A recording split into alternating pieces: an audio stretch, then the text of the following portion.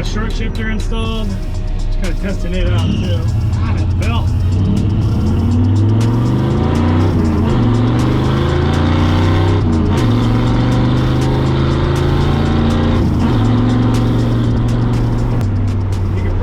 See that I'm kind of fighting the truck a lot. You might see it in the steering wheel. The thing just, it's all over the place. So today we're going to talk about my review and my first impressions on having a 13-inch wide slick on the front of this truck. And boy, I got some information for you guys. I got a long list on my phone we're going to go through. Probably going to roll that window up and die in the heat just so I can have this conversation with you guys. Make a cool little video for you guys if you guys are thinking about putting these exact tires or something very similar on your own F100.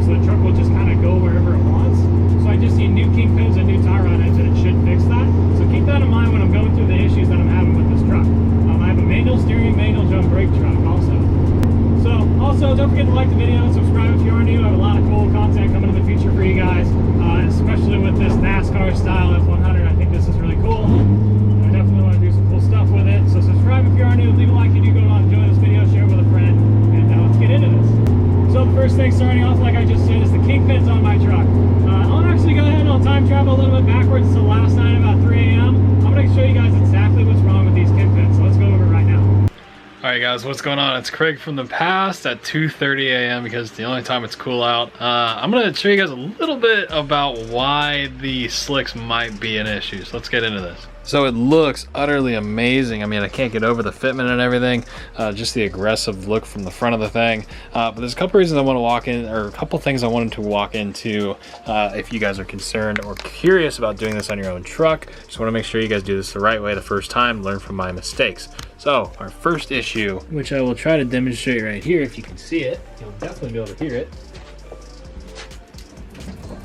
There you go, you can hear it. Probably see it too.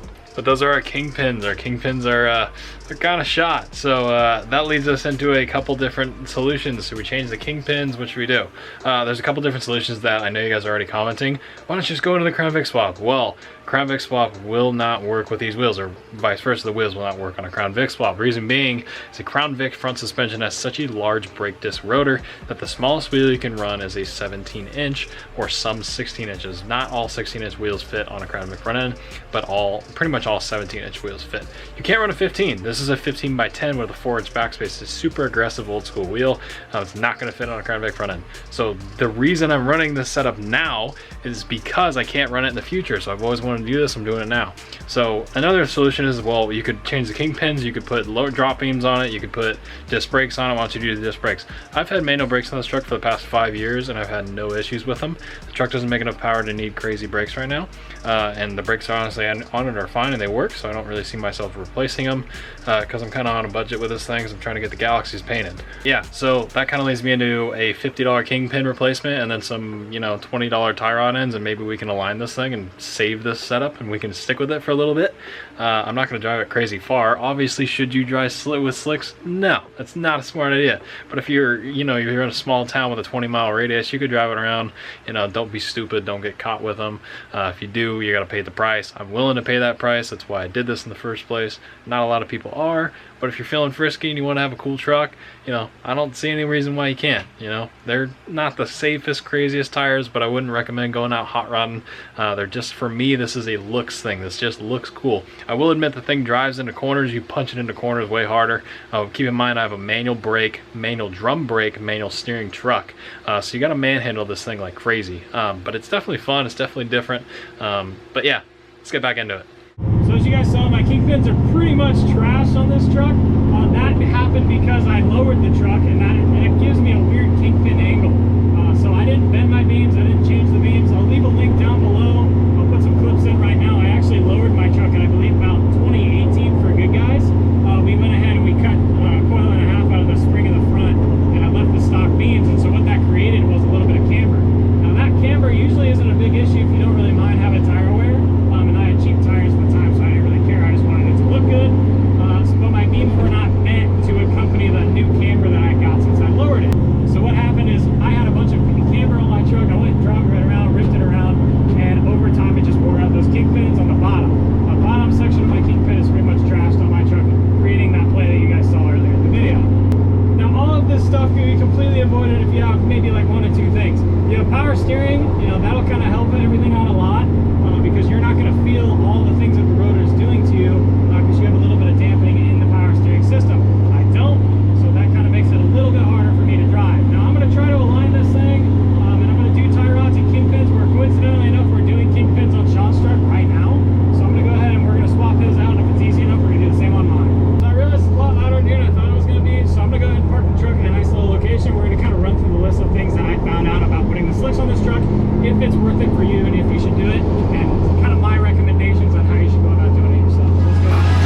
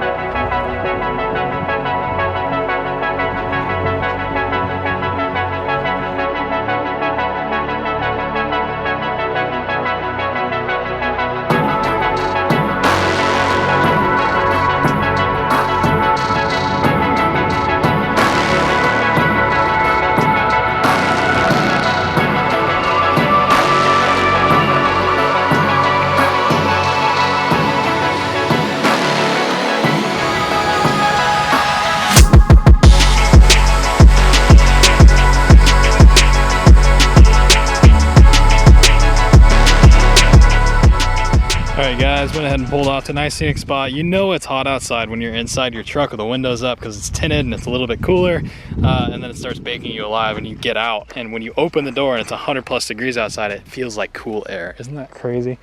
So yeah, we're gonna walk through some of the issues with this truck that I found and give you guys every bit of information that I have noticed with this thing since I started running it with the slicks. Now obviously right from the get-go you can just tell the aggressive look. I cannot get over the looks. That's definitely a 10 out of 10 for me in terms of fitment and everything.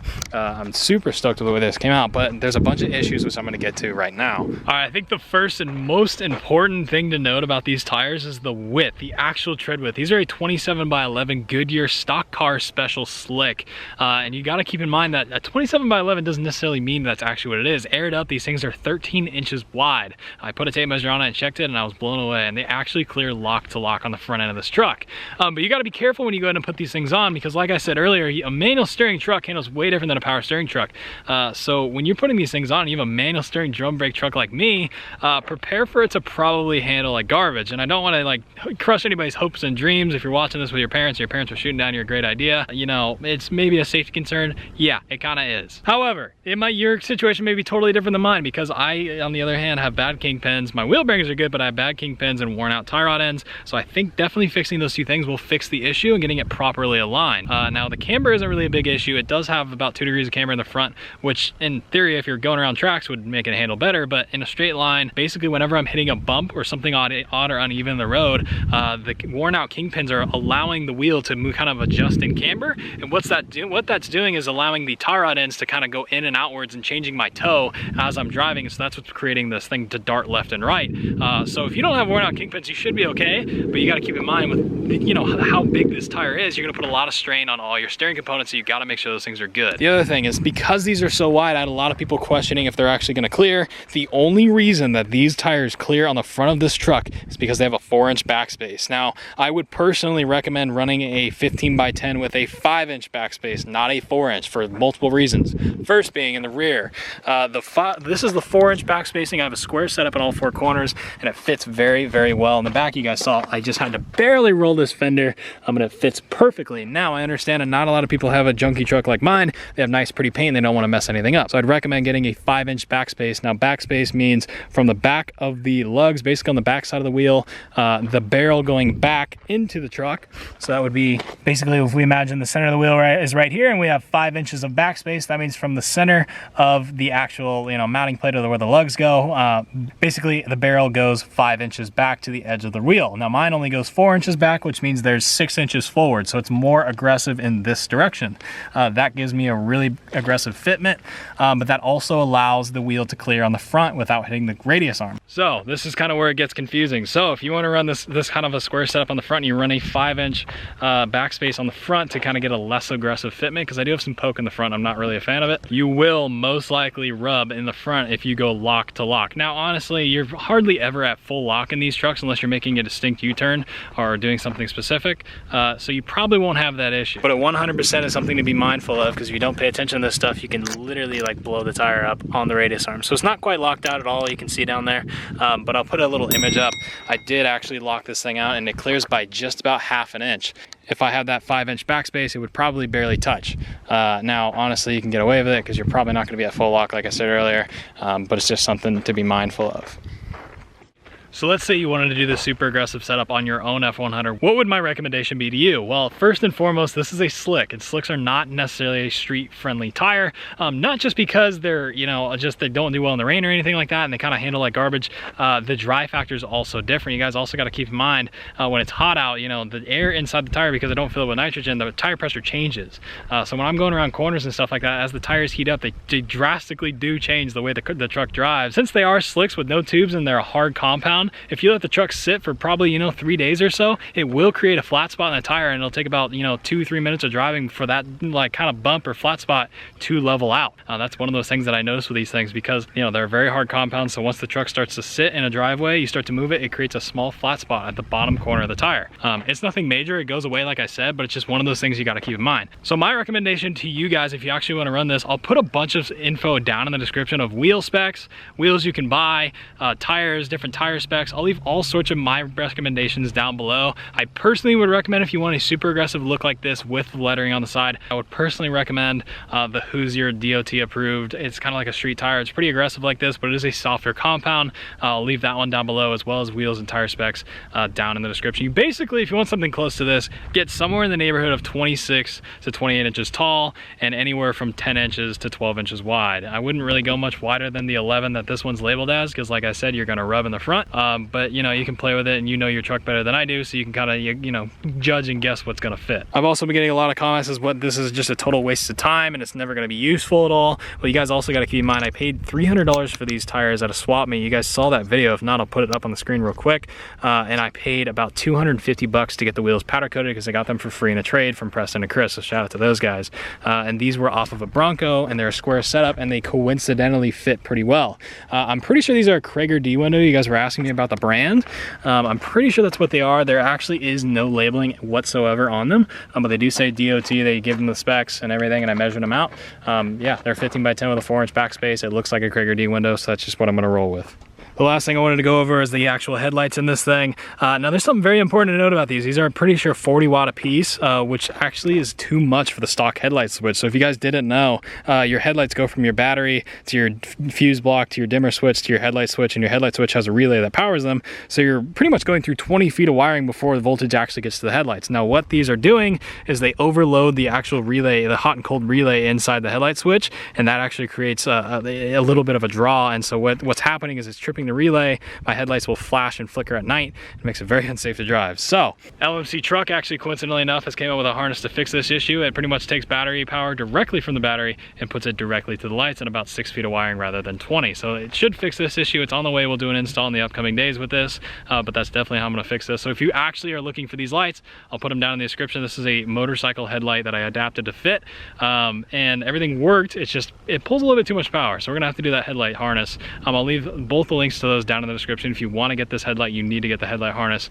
Otherwise your truck will start to flicker the headlights and you won't be able to see at night. So the last thing is it worth it? Honestly, it's kind of up to you guys. It's what you're going for. So this wasn't really a driver friendly tire for me. This was something that I wanted to simply just put it on and always just get for photos, make it look cool. And obviously we're gonna fix the kingpins and align the thing and actually try to get it to drive better.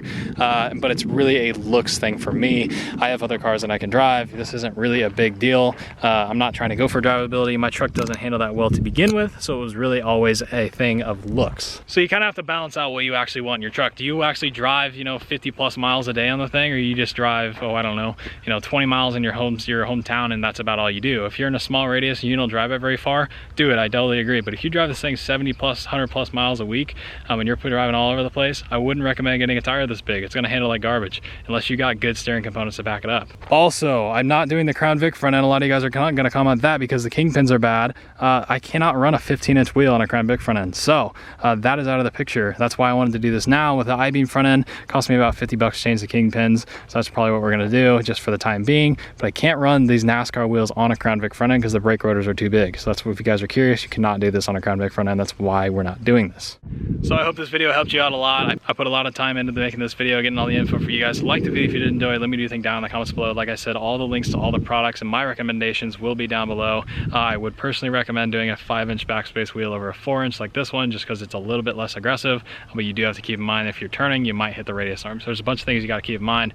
Anyways, like the video if you did enjoy. I'll see you guys in the next video with this truck. Bye guys.